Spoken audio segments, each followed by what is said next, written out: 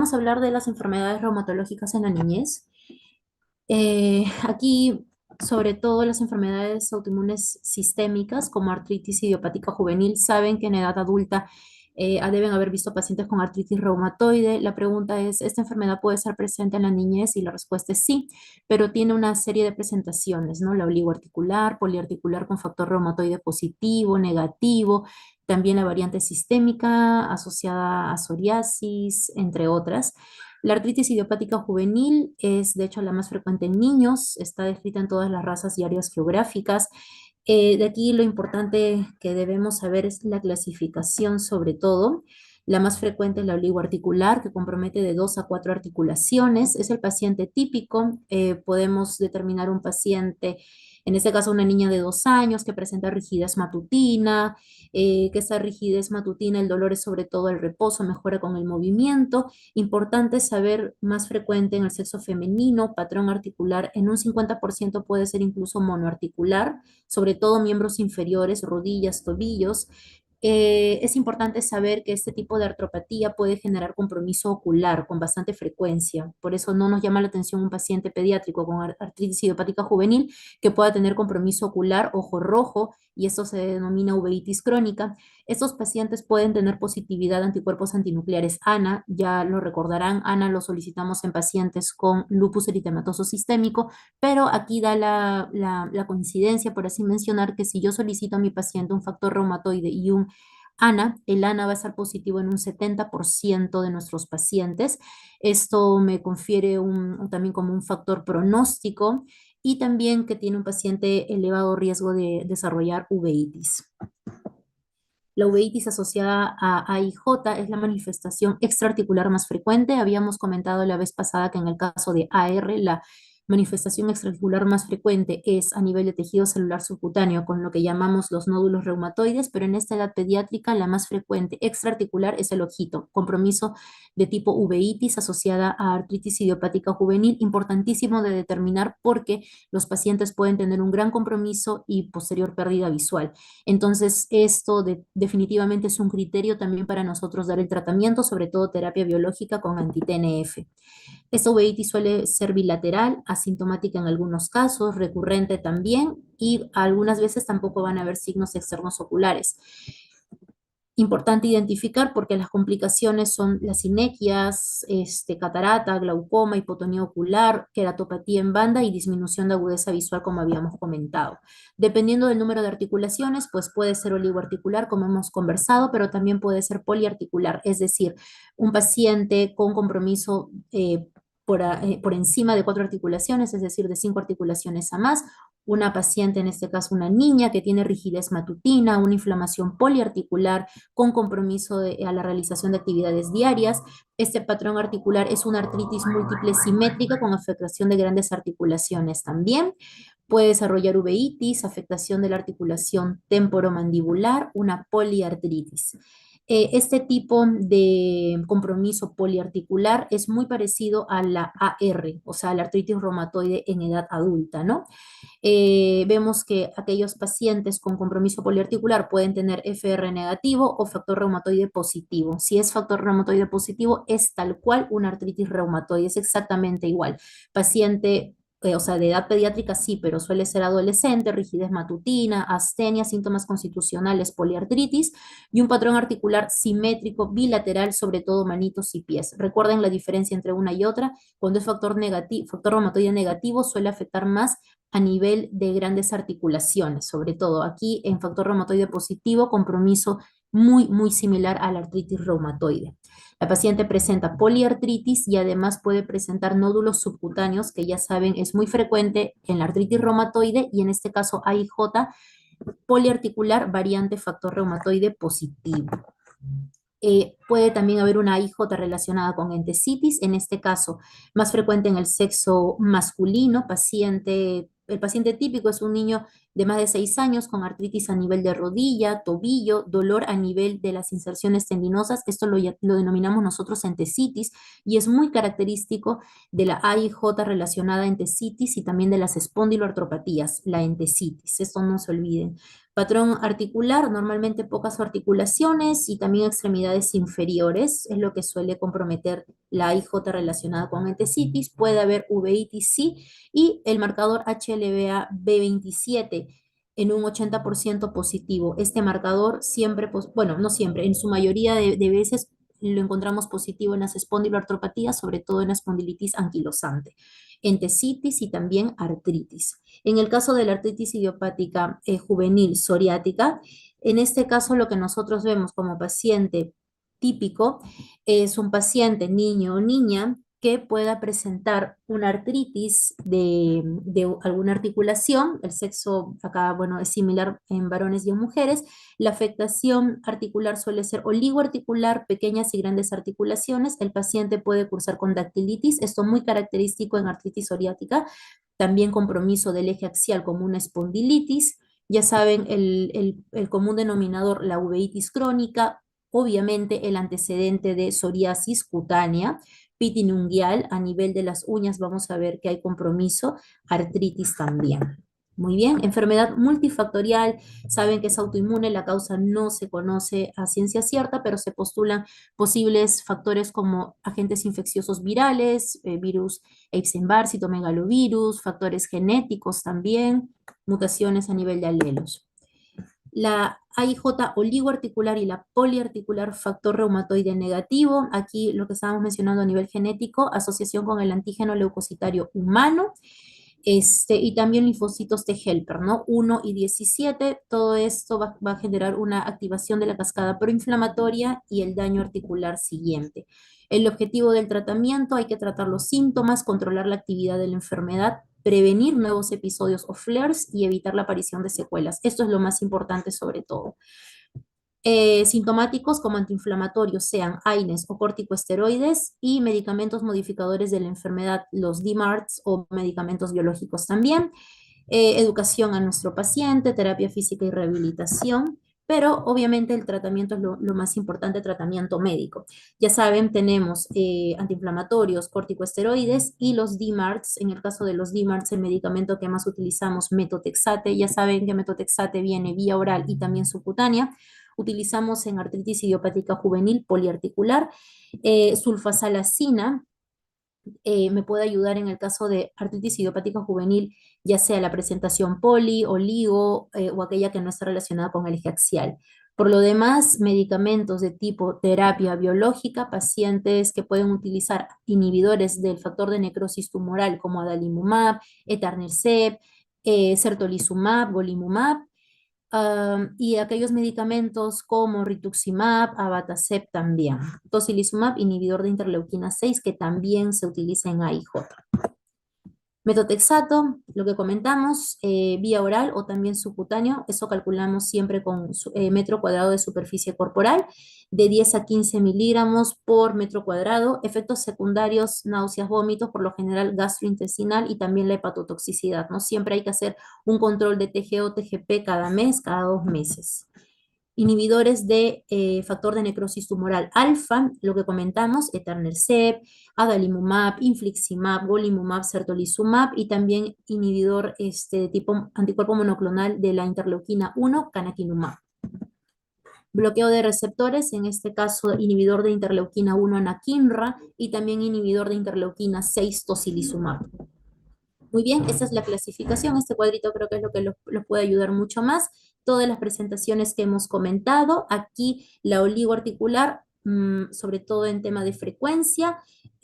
Poliarticular FR negativo, positivo. Recordar que esa presentación es idéntica a una artritis reumatoide. La sistémica, que es aquella que compromete no solo el tema articular, sino también genera una sintomatología sistémica, como su nombre lo menciona, es decir, fiebre, compromiso cutáneo como exantema, también serositis, derrame pleural, pericárdico, asitis, entre otras, relacionada a entesitis, la psoriática también. Muy bien, diagnóstico es clínico, saben que también utilizamos exámenes auxiliares, y que muchas veces este tipo de artritis idiopática juvenil, hablando de la sistémica, suele ser un diagnóstico de exclusión. Importante saber que esta variante, la sistémica, que es aquella que compromete piel como exantema, compromiso articular, compromiso también de serosas, compromiso también hepático y visceral, hay que siempre diagnosticar o hacer el, digamos, diagnóstico diferencial con infecciones, sobre todo con este tipo de patologías. A nivel de laboratorio, ¿qué voy a esperar encontrar en una AIJ variante sistémica? Esto en el adulto se llama enfermedad de Still. Entonces viene a ser como la enfermedad de Still, pero en edad pediátrica, ¿no? AIJ variante sistémica. Leucocitosis con elevación de polimorfonucleares, anemia, trombocitosis, incremento de BCG-PCR, también hipergamaglobulinemia, incremento de ferritina, esto prácticamente es patognomónico. Vamos a ver que no hay presencia por lo general de anticuerpos para AR, ni tampoco biomarcadores genéticos. Muy bien, el lupus, una enfermedad que también deben haber visto en la rotación. Saben que el lupus es una enfermedad autoinmune, sistémica también, con predilección sobre todo a nivel mucocutáneo, articular, renal, en nuestra realidad también. Es un punto muy importante y que de hecho compromete el tema de sobrevida en nuestros pacientes, ¿no?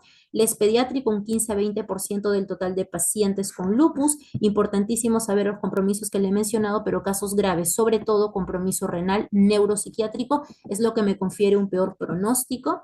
Importante saber la incidencia que va, bueno, 15 a 20% de los pacientes con lupus eritematoso sistémico. Tal vez que es muy poco frecuente, sobre todo con el debut, sobre todo de edad temprana, por lo general va por encima de los 6 7 años en adelante. Y estos pacientes, si se presenta con menos de 5 años, las manifestaciones suelen ser atípicas, ¿no? Sobre todo acá compromiso cardíaco y pulmonar. Estos pacientes con lupus pediátrico, las manifestaciones son similares, ya sabemos a nivel cutáneo, rash malar, sobre todo características agudas más que subagudas o crónicas, compromiso renal, que eso es lo que confiere mayor morbimortalidad en nuestros pacientes, la nefritis lúpica, sobre todo en pacientes con lupus pediátrico es importantísimo, la incidencia es alta y el paciente puede debutar como hematuria franca o si no un síndrome nefrótico, hipertensión arterial y deterioro de la función renal. Para poder determinar qué clase funcional tiene mi paciente es importantísimo realizar una biopsia renal y saben que podemos encontrar una gran variedad de rangos y esto va hasta el grado 6, que aquí lo podemos ver, hasta el grado 6, y este grado, bueno, es el grado más avanzado con una nefritis de tipo esclerosante, ¿no? Compromiso neuropsiquiátrico, los que ya conocen ustedes, cefalea, convulsiones, psicosis, enfermedad vascular cerebral, meningitis aséptica, hematológico, leucopenia, linfopenia, trombocitopenia y la anemia, que ya saben que puede ser una anemia por enfermedad crónica o también anemia hemolítica. Y el lupus como tal también genera un estado de hipercoagulabilidad con riesgo de trombosis. Cardiopulmonar, esto importante siempre recordar, pleuropericarditis, gastrointestinal, ya sea dolor abdominal, diarrea, hepatosplenomegalia, mucocutáneo, el más característico, ya saben, el rash malar, también lesiones de tipo vasculíticas a nivel de manos, como podemos ver aquí, eso tiene un nombre propio, se llama lupus pernio, lesiones vasculíticas que también lo podemos encontrar. Criterios para diagnosticar lupus eritematoso sistémico, pues aplicamos los mismos que para el lupus eritematoso sistémico en población adulta, ya conocen los criterios ACR del 97, SLIC 2012 y los Euler ACR 2019. Estos son los últimos, que son los que nosotros utilizamos. Tratamiento para el pediátrico, similar también a la etapa adulta, pues corticoides, estos a dosis siempre conservadoras, dosis altas en pulsos o bolus cuando el paciente tiene compromiso significativo severo, hidroxicloroquina como inmunomodulador, nuestro medicamento de elección, inmunosupresores como metotrexato, sobre todo si hay compromiso cutáneo, articular, azatioprina cuando hay compromiso cutáneo, articular, y también lo podemos utilizar en el embarazo. Esto es como un dato aparte, sí, pero es importante que lo sepan. Micofenolato mofetilo, acá sobre todo cuando hay un compromiso, ya sea renal o pulmonar, la ciclofosfamida en casos severos, orgánicos graves, y también compromiso renal, cardiopulmonar y neuropsiquiátrico. Ya saben que ese es un compromiso severo. Terapia biológica, rituximab, inhibidor de CD20, y también belimumab, que es el único biológico aprobado para tratar lupus eritematoso sistémico, sobre todo leve, moderado, ¿no? Compromiso articular, mucocutáneo, hematológico, me puede ayudar muchísimo. Vitamina D también como preventivo de osteoporosis.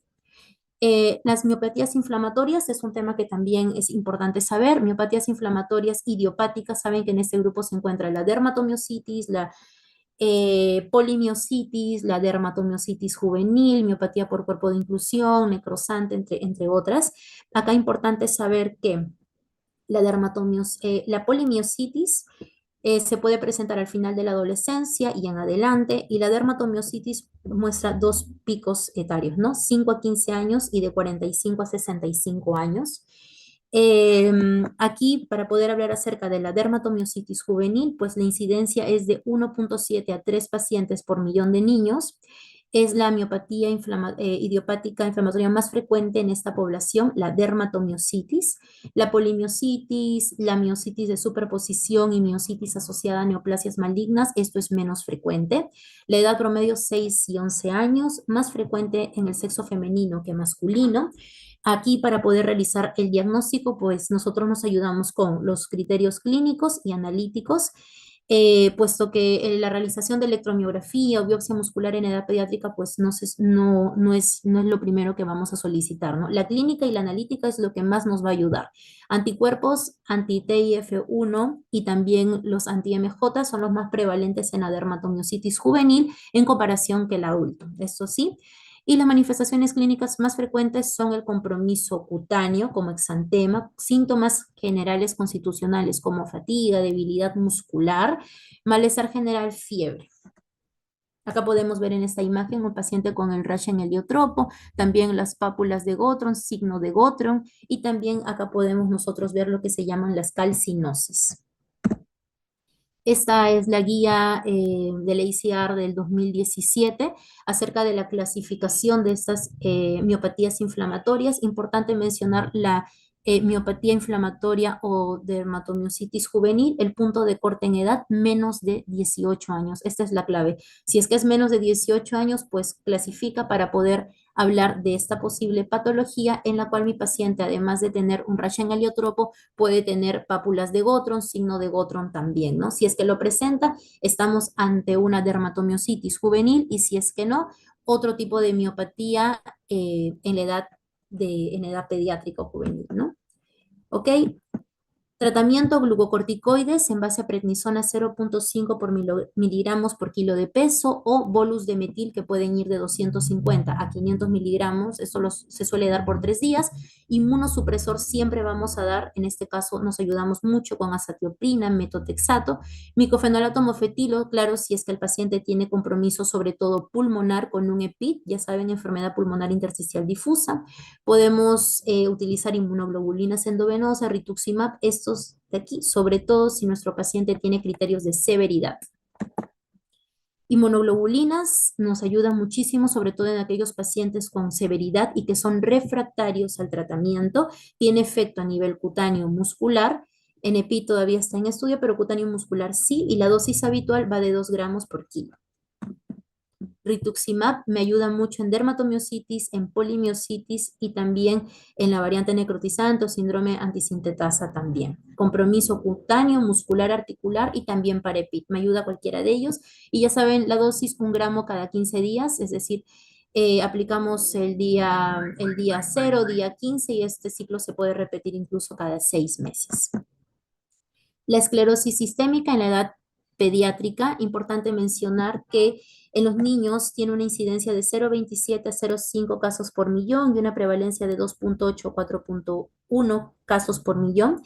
El 10% de estos pacientes con esclerosis sistémica pues debutan en edad pediátrica, no es lo más frecuente, como verán, un 10% de la esclero va a estar presente en edad pediátrica. La edad media 7 a 8 años, y la diferencia en cuanto al género, pues menos de 8 años se dice que es igual, pero si el niño tiene más de 8 años, pues una relación 3 a 1, sobre todo en el sexo femenino. Aquí lo importante mencionar es que la esclerodermia localizada juvenil o la esclerosis sistémica juvenil son enfermedades huérfanas, siendo la variante localizada mucho más frecuente que la variante sistémica. Aquí podemos ver en cuanto a la esclerodermia localizada, que puede ser circunscrita tipo morfea, lineal, generalizada, panesclerótica o también combinada tipo morfea. Y la diferencia, ¿no? Eso es lo más importante, la diferencia entre la variante juvenil y la diferencia con el adulto. Saben que va de un 5 a 10% a nivel de la etapa temprana. Se dice que en su mayoría suelen ser de tipo difuso, ¿sí? Menor afectación orgánica al diagnóstico, sobre todo puede presentarse, además del compromiso cutáneo articular, la relación, ya la saben, puede haber más asociación con síndromes de overlap, es decir, asociado con otro tipo de enfermedad autoinmune sistémica. Importante esa diferencia, menos mortalidad en la etapa juvenil que en el adulto, sí, porque aquí los pacientes tienen menor compromiso pulmonar de tipo EPIT. Esa es la diferencia. En los niños, ¿qué es lo que va a comprometer más? Compromiso cardíaco. Y en el adulto, el compromiso pulmonar, EPIT. Aquí algunas características, la variante difusa, mucho más frecuente a nivel juvenil, sí, pero la tasa de mortalidad ya saben que es menor. Los criterios PRES-ACR-EULAR del 2007 nos permiten hablar acerca de esta clasificación de esclerosis sistémica en la población pediátrica, pero también nos apoyamos con los criterios ACR-EULAR 2013 que los vimos el día de ayer. Tal vez mencionar que estos criterios, al ser de la Sociedad Europea de Reumatología Pediátrica, pues son un poco más específicos porque se ajustan un poco más a este tipo de pacientitos. Compromiso cutáneo, ustedes ya saben, compromiso cardíaco, renal, cutáneo sobre todo la rigidez de la piel, cardíaco, una falla cardíaca congestiva, compromiso renal raro, la crisis renal, pulmonar, enfermedad pulmonar intersticial difusa, compromiso, esto en la difusa, variante difuso. Y en la variante limitada, pues compromiso, ya saben, cutáneo, la rigidez que esta suele ser distal, sobre todo de metacarpofalángicas hacia adelante, gastrointestinal también, pulmonar, ya saben que la limitada es la hipertensión pulmonar arterial, digamos la manifestación más frecuente asociada, y síndromes de tipo overlap también.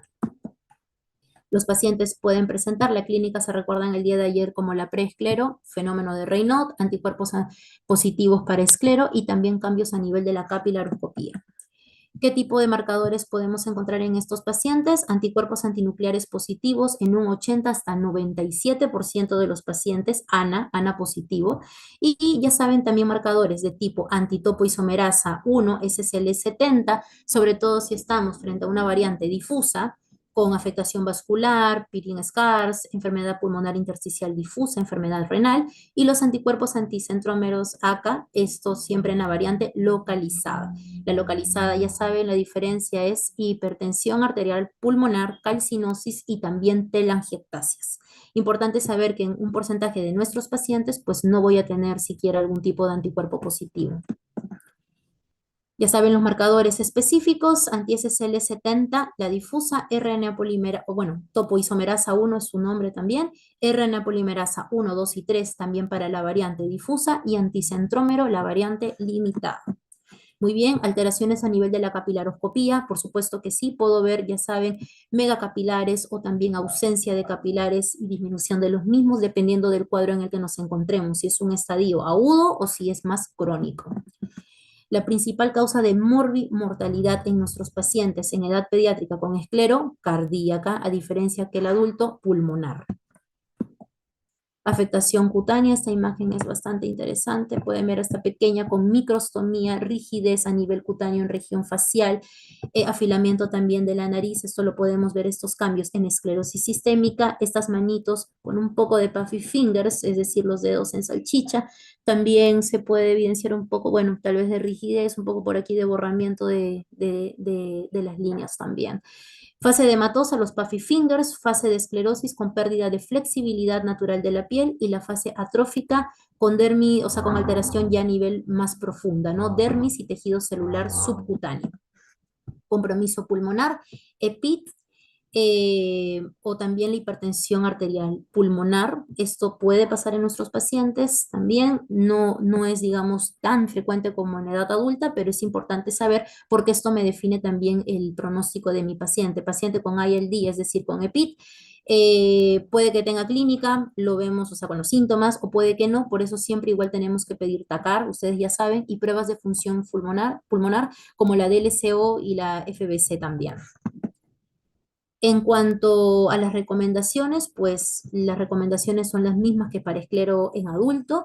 Tal vez aquí poder utilizar este score, que es el score de severidad en pacientes con esclerosis sistémica juvenil, que por aquí está. Dependiendo de cada uno de los ítems o compromisos que pueda tener el paciente, se otorga una puntuación y esto me permite saber sobre todo el pronóstico de la enfermedad en mi paciente.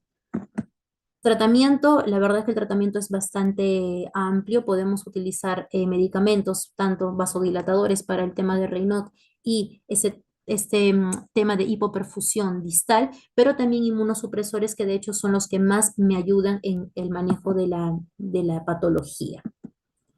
Ya saben, medicamentos que podemos utilizar, metotrexato o también compromiso cutáneo con metotrexato, micofenolato mofetil o ciclofosfamida, sobre todo con compromiso pulmonar o cardíaco. Muy bien. En un 90% va a tener un compromiso difuso. Saben que hay menor afectación orgánica al diagnóstico y una asociación también con el síndrome Overlap. Muy bien.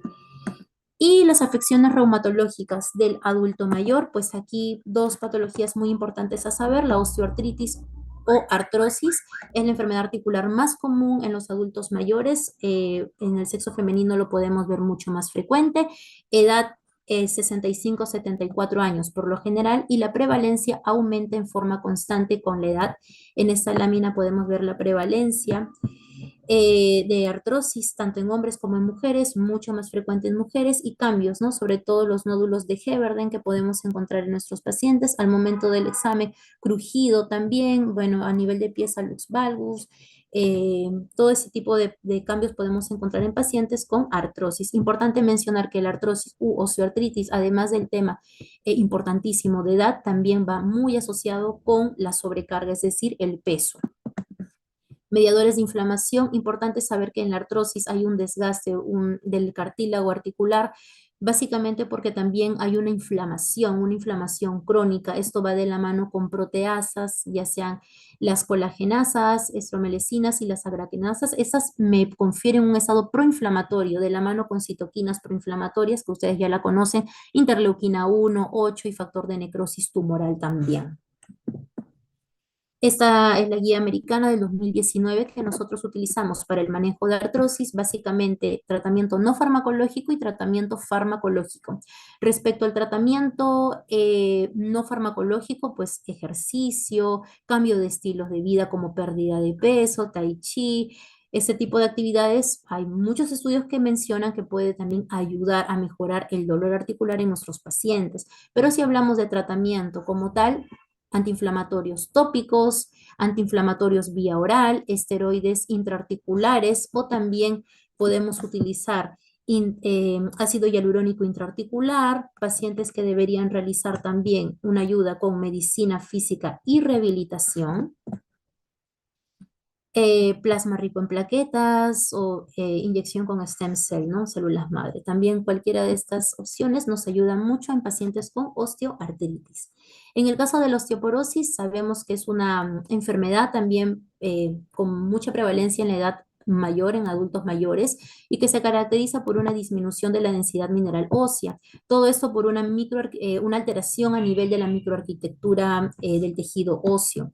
Importante saber aquí cómo es que yo puedo predecir si mi paciente tiene mayor riesgo o no de tener osteoporosis, la edad, sobre todo el punto de corte en algunas guías 50 años, en otras 65 años, el sexo, predominantemente sexo femenino, un índice de masa corporal bajo, a diferencia de artrosis. Saben que en artrosis u osteoartritis lo peor es el IMC alto, el sobrepeso y obesidad. Aquí el índice de masa corporal bajo me confiere un riesgo mayor. Aquellos pacientes que tengan historial familiar de fractura de cadera, fractura mayor sobre todo, pacientes con tratamiento con glucocorticoides, esto ya sea porque el paciente presente una patología tipo artritis reumatoide, por ejemplo, consumo de alcohol, fumadores, o alguna otra enfermedad, ¿no? Como enfermedad inflamatoria intestinal, en el cual el paciente se expone a tratamiento con glucocorticoides, entre otros. El punto de corte en edad, ya saben, a partir de 50 años, 65 años, mucho más frecuente en mujeres que en varones. Entonces, para nosotros poder hacer la determinación si el paciente presenta o no osteoporosis, ¿qué examen debo pedir? ¿Cuál es el gol estándar? La densitometría mineral ósea. Este examen es el que me permite saber en qué escenario me encuentro. Entonces, le solicito una densitometría a mi paciente y voy a encontrar ciertos valores, normal, -1 en adelante, si es que el valor se encuentra disminuido entre -1 y -2.5, esto se denomina osteopenia, osteoporosis cuando el valor es de -2.5 para abajo, y se considera una osteoporosis severa cuando tengo valor de osteoporosis y además una fractura por fragilidad. Esta clasificación del 2020 del Colegio Americano de Endocrinología nos permite también hacer la disquisición entre uno y otro.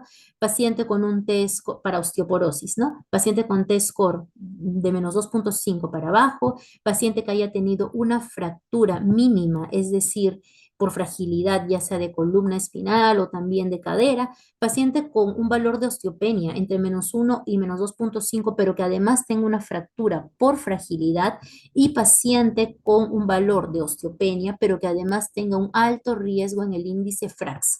El índice FRAX lo pueden encontrar todos ustedes en Google, pueden colocar índice FRAX y es una herramienta, es una calculadora, de hecho, de acceso gratuito y que nosotros podemos aplicar a todo paciente en el cual yo sospeche los factores que les he mencionado, la edad, el sexo, consumo de corticoides, el índice de masa corporal, pues aplicamos el FRAX y si el paciente tiene un alto riesgo, al final me sale un resultado y si me confiere un alto riesgo, pues tendría que ir de la mano con la densitometría para brindar el tratamiento a mi paciente.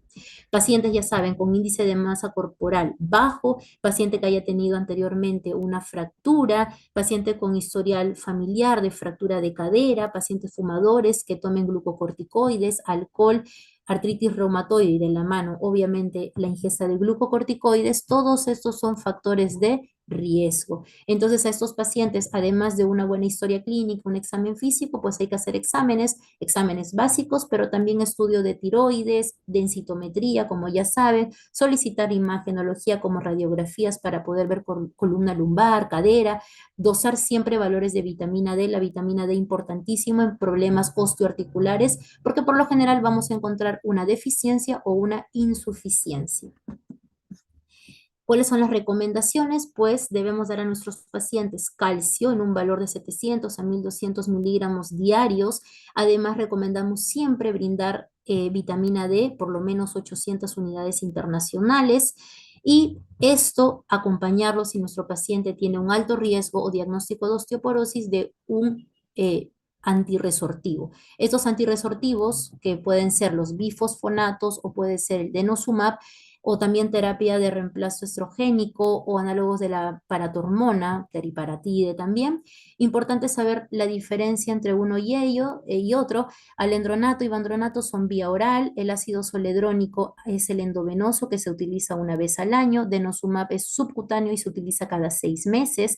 Dentro de los que le he mencionado, que son los que más utilizamos, aquí el ivandronato tal vez una mención especial, sobre todo o sea, todos me van a cubrir riesgo de fractura vertebral, no vertebral, pero en cadera, pues el ivandronato no es el de elección, así que esto no se olviden, no es el de elección, ivandronato, que este es el que se administra una vez al mes y el alendronato una vez a la semana. En ese sentido, yo tengo un paciente con osteoporosis, además de calcio, vitamina D, tengo que brindarle un antirresortivo. Alendronato o risendronato son los de primera línea. Si el paciente tiene intolerancia oral o tiene problemas gástricos, pues optaré por un bifosfonato de tipo endovenoso. Denosumab, que es un medicamento subcutáneo que también se puede utilizar, muy bueno en pacientes con osteoporosis, cada 6 meses, pero importante saber que el denosumab Podemos utilizarlo hasta por 7, 10 años inclusive, pero aquí el paciente nunca debe suspender el medicamento, porque así como me ayuda a ganar rápidamente densidad mineral ósea, si yo lo suspendo de forma brusca, el paciente más bien va a tener mayor riesgo de fractura. Por lo tanto, si tenemos tratamiento con denosumab, luego tenemos que hacer el switch a un antirresortivo por un tiempo más y luego ya podemos suspenderlo o tomar vacaciones terapéuticas.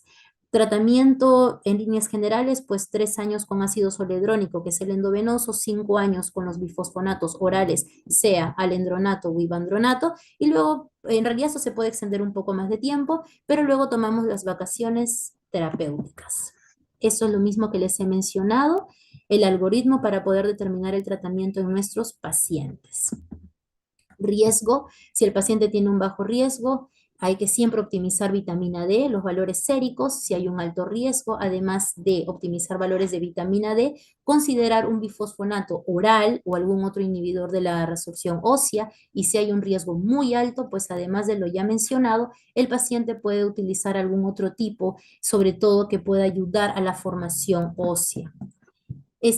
Esta guía para tamizaje de osteoporosis brindada por el Colegio Americano, el punto de corte son 50 años, como les mencioné, para valorar el riesgo de osteoporosis en nuestras pacientes con historia clínica, examen físico, determinar el riesgo de fractura con el FRAX y la densitometría ósea, ¿no? Acá es importante tener en consideración la fractura por fragilidad, osteoporosis secundaria, ya saben, en caso de pacientes con ingesta de corticosteroides, anticonvulsivantes también, factores de riesgo para fractura o aquellos pacientes que tengan una densidad mineral ósea baja, historia familiar de fractura osteoporótica.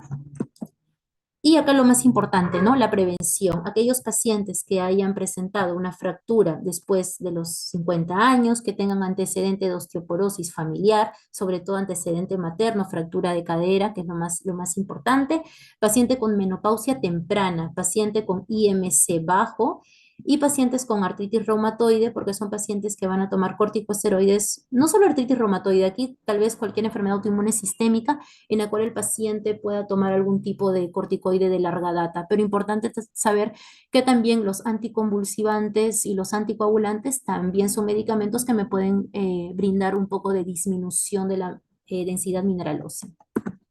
Entonces, la prevención es lo más importante, sobre todo para evitar fracturas y el tema de discapacidad posterior en nuestros pacientes. Saben que la fractura de cadera es lo peor que puede existir porque el pacientito va a estar postrado en cama, va a haber una limitación inmensa, no solo para el paciente, la familia y todos se ven bastante comprometidos. Entonces, lo más importante siempre, siempre es hacer la prevención.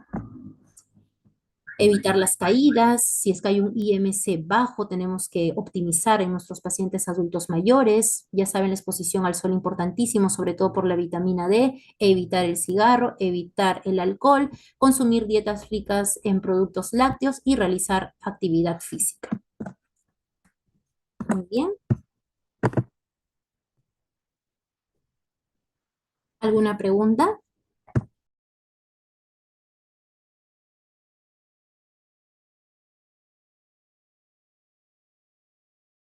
Todo claro, doctora. Todo claro, doctora. Muy bien, chicos, entonces eso sería todo por hoy. Cuídense bastante, ya nos estamos viendo. Gracias, doctora.